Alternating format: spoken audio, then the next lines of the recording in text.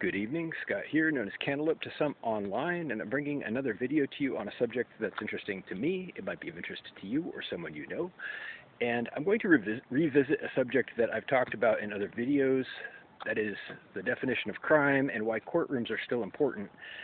So crime is, if you look at it, damage outside of a contract.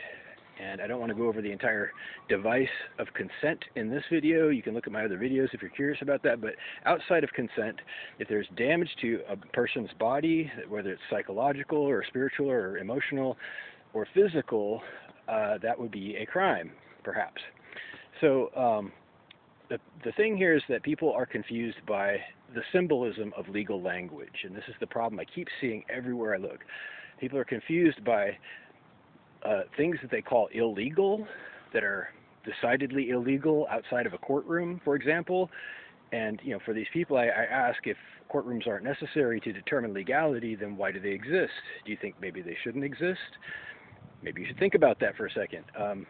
The answer is actually that circumstances are always relevant, and the big picture is all that is needed to define a crime. The snapshot itself, the instant offense, is irrelevant. The thing in the middle makes no difference whatsoever. What matters is the cause and the effect, every time.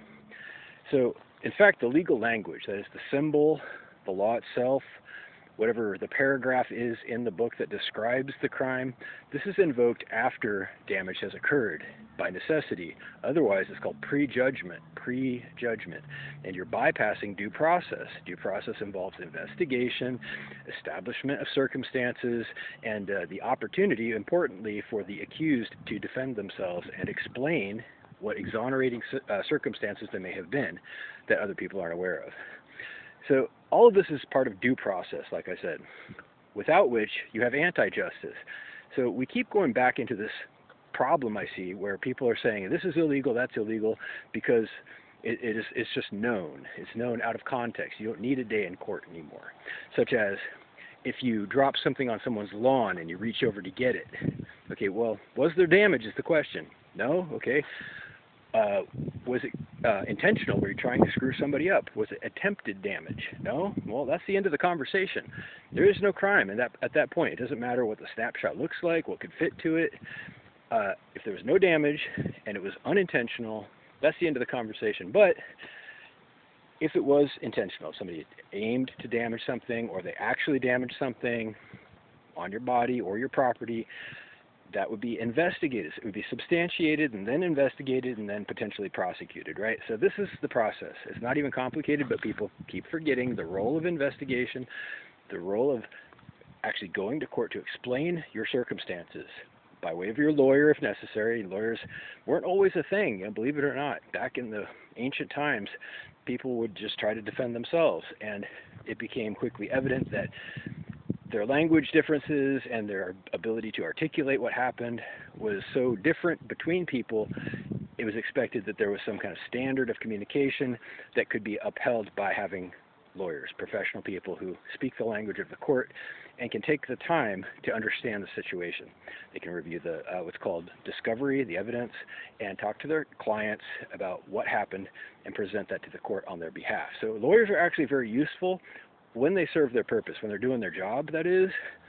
But this is another point of confusion. So hopefully all this makes sense. And I've spent years learning about this stuff the hard way, so I've had a lot of time to think about it in good and bad ways. But at this point, I'm not confused that we rush to judgment, and it's anti-justice at that point. It's prejudgment.